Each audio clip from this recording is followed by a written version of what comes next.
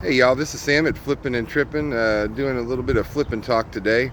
I know it's been a while, I'm sorry about that, but things have been kind of hectic lately, and we've been getting set up at a work camper job that we're doing over the summer, one that I can kind of weave in with doing eBay full time. That way we can put a little bit more money back in savings, to help with the truck repair costs that we had last year. And also so my daughter can finally get a summer job so she can start saving up some money, because, kids always need money, although I told her she's going to blow it before the end of the summer. You know how that goes. As soon as kids get money, it's out the window. But I really had a topic I've been wanting to talk about for quite a while now. Really, it's harder than I thought to do this. I had a great year last year. I mean, there were some ups and downs. You saw a couple of videos where I showed you some really cool scores I got.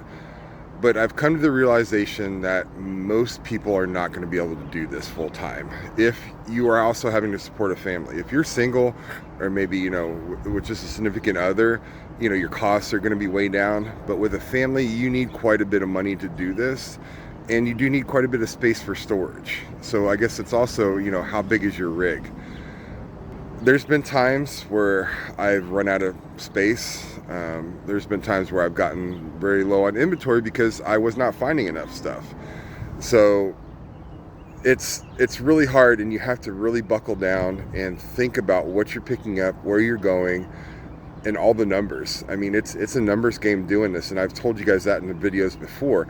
It's all about sell-through rate, okay? Especially when you're in such a small space for, and you don't have the storage. You've got to think about, sell-through rate. There's, plenty of channels that maybe they'll say something about, well, yeah, it's got a, slower sell-through rate, but it's still pretty good, and I'm going to go ahead and pick it up. You can't do that doing this. You don't have the space for it. Hey y'all, just a quick snidbit. Sell-through rate, we talked about it before. It is the percentage of items listed compared to sold. The sold items are for 90 days, and then of course you have the listed items. If there's 100 items listed, and when you switch it over to filter it to sold, and there is only 20 of those have sold, that's a very low sell-through rate. That's a 20% sell-through rate. Whereas if you have 100 listed and 200 have sold in the 90-day period, that's a 200% sell-through rate. So that's awesome. Okay, so that's when I'm talking about sell-through rate, 70%. That basically means for every 100 listed, there's at least 70 that have sold in 90 days. Okay? All right, let's back to the main video. You have to maintain, I would say, at least a 70% sell-through rate. I like to get above 100% whenever possible. But there are some things that I know now to pick up, because I've been doing this long enough, and I look at the particular things on an item where I can be like, you know what, this doesn't have but maybe a 50% sell-through rate, but I see where the market's at, I see how many have sold, I see what's listed, and I'm like, okay, I can undercut this for $20, or I'm sorry, 20%, still make a really good profit because of what I've got, and I can move it quick. Same thing for like bigger items. I still pick up VCRs, DVD combos and stuff, but I make sure I get them really cheap. I pay at most maybe $5, possibly $10 if it's got the remote and it's a really good system, one that's over $100.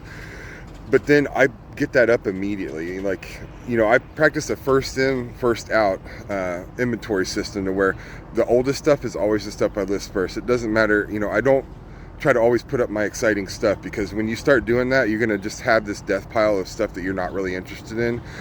Like I said before, you basically have to force yourself into staying consistent. That's what's going to help your business, is staying consistent. And you have to just do the inventory as you get it in, okay? That way you're not leaving that stuff that you're not really excited about, and it's just going to stay there until you finally get rid of it, or you run out of space because you've got nothing but that stuff and you don't want to do it. But anyways, back to what I was saying. That's the one thing that I will pull out of order, and I will list that stuff, and I will always make sure I am on an average of the lower end of the average, okay, to get that moving. And I can usually sell those within a week, okay? This job, there's a lot of people, and I don't want to come off thinking like saying I'm a superior, but I'm a numbers guy. I did accounting for 15 years. My thought processes, I think about all this stuff. There are a lot of resellers that know you're supposed to, the most important thing is sell-through rate and then your ROI, but they still put that on the back burner because it's something they like, or something they think is going to sell good because it's something they're interested in, or maybe it's something that sold really good 5 years ago, but they really haven't updated their, their procedures to realize, hey, this is not selling as good anymore. The sell-through rate sucked, the price has gone down, and there are some people that just cannot deal with change. Okay, this is a constantly evolving business, and you think it's bad whenever you're sitting in a house where you might have, all the storage in the world. Think about how it is when you're constantly moving, when you have a limited amount of space, you're constantly going to new areas, so you're having to relearn where everything is, you're having to relearn thrift stores, you're having to relearn where the streets go, where's the best places to, source, like what parts of town. Even different apps, because different places will use different apps. Here where we're at in Iowa right now, I mean, the majority of the sales start going off Thursday and Friday. Like, there's hardly any sales that are starting on Saturday. So you've got to be prepared to go out Thursday. I'd say probably about maybe 30% of the sales start going off on Thursday, and then another 50% are on Friday, and only 20% start on Saturday. I don't know if these people just work 4 days a week or what, but there's so many sales going on, at least for the first couple weeks that we've been here.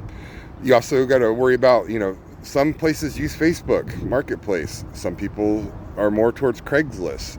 Some are more towards other apps. Some actually use local newspaper classified, like online sites.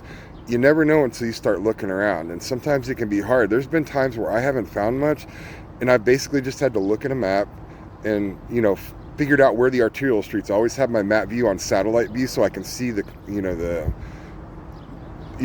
density of the housing in that section, and then I'll look for an arterial street that looks like it's going, right through the middle, and that's the one that I'll go drive down, because I'm looking for, signs, because that's normally where they're at.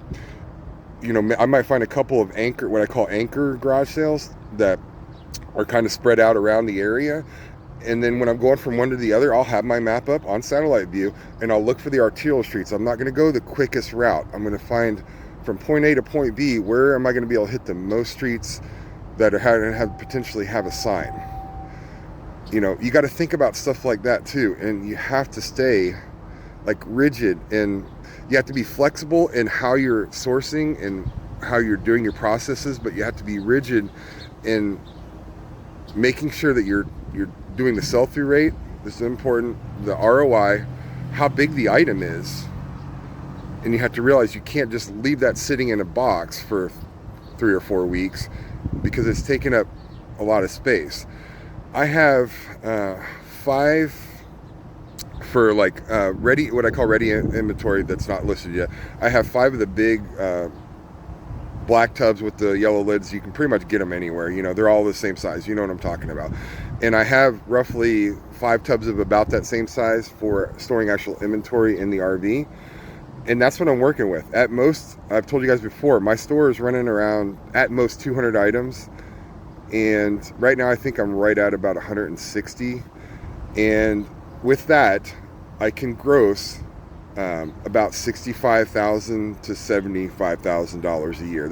What I did last year, I netted, I think, $63,000 for the year, and that's in an RV. We're in a little bit bigger RV. We got the 5th wheel now, which I still have not done a tour yet, and I'm sorry guys, but it's just not all that exciting, and it means we got to clean everything up. There's still projects we want to do inside, but I will try to get that up. So with that in mind, with what I've told you guys, if you're excited about being able to full-time RV and also do eBay on the road, you really have to think about, is this something you're going to be able to do? Okay. What I think is, it would probably be better for most people to maybe use this as an auxiliary income. Maybe you work online doing something else. Maybe you do work camping full-time. There's so many people, all they do is they go work camp, which basically means, you're signing up to maybe work at a campground or an amusement park or some other type of job that has a seasonal employment. And there's a wide range of benefits. Some will offer you a campsite and an hourly rate On top of that, some will offer you a campsite and you have to work a certain amount of hours, like maybe 15 or 20. You get full hookups and everything. And then you can work more at an hourly rate, but you have to work that much to cover. Some all you're doing is, working for your site and they don't have any other hours for you. You'll have to think of something else. I'm not going to really get into the whole work camping thing. This is more about, doing eBay while RVing right now. But you can see, I told you guys earlier, we're actually doing a work camper job. We're working at a place where we actually get full hookups and we're getting an hourly wage. It's something that we can all do, even my 16-year-old daughter, and I'm able to weave eBay in between. It's been a little hard so far, granted, because I'm back to basically working 2 jobs like I did when I first started eBay.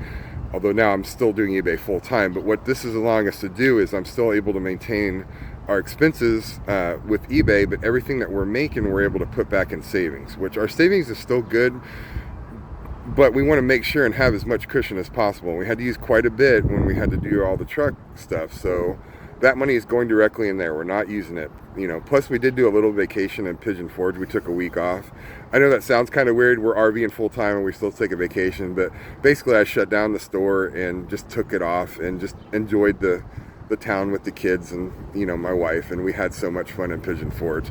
Honestly, I'd say go there instead of Florida, Orlando, for Disney or Universal. You'll spend less, you'll have just as amount of just as good of a fun time, and there's less lines for everything. There's all kinds of different stuff there. Plus it's so beautiful up there in the mountains. But that's my little Pigeon Forge burb. We came from there and then we came up here to start work camping in Iowa, but it's been great so far. We're still have some pretty nice days up here. It's not really hot yet, but I know it's going to get that way. Garage sale season's here, everybody. No matter pretty much where you're at in the country, they're starting to go off now, especially in the northern part. You guys in the south have already had them for a while, but just get out there, find some good stuff. Be smart about doing this if you do want to try it. I would not suggest making it a full-time income unless you really know how to work the system on eBay, okay? Make it part-time.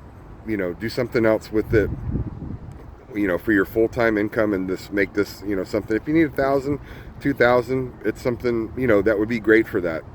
And you're not stressing about finding inventory or, maintaining enough income to be able to support your family, because it does get stressful. It's stressful when you're in a house, but it's completely even like above that level if you're in an RV doing it and you're constantly in new places and you're out of your comfort zone. So make sure you're that type of person. I wasn't, but I'm having to learn it because I don't have a choice. And it's been great, and it's allowing us to live our dreams, and we are so loving this. I mean, there's been plenty of ups and downs. I'm not going to sugarcoat things, but it's a life that we've chosen, and so far it's been really great for us. Our kids love it. We're able to homeschool them. They're safe. We don't have to worry about, school shootings or anything like that. They're constantly making new friends. They're having new experiences. People on our Facebook seem to think, man, you guys it seems like you're always on vacation. It's not that. It's just when we're putting pictures up, we're always in a new place. We look for places to go hike and places to go swim in, places to do things that we can do cheap. Sometimes we blow a little bit of money and we go do other stuff. But it's just because we're constantly in new places and we're there experiencing new things, and that's what this life is about. It's not staying in one place and just treading water and doing the same thing day after day after day. It's never knowing what's going to happen, a week from now, what's going to be going on. And that's one of the cool parts about this. It's also one of the crappy parts about this, because you never know what's going to break down, what problems are going to be, what the weather's going to be like. So keep that in mind too. Okay. But hope you guys enjoyed this video. I'm going to try to put up some more content. But it's kind of hit or miss, guys. It's when I got time and when I got the inclination. I don't do the eBay, or I do the eBay thing full time, but the YouTube's kind of like a hobby type thing. So I'm sorry that it's been so long since I made a video. I'm going to quit droning on. You guys enjoy your weekend. Have a great time and pursue your dreams, okay? All right, this is Sam at Flippin' and Trippin'. Please like and subscribe if you like this kind of content. Share it.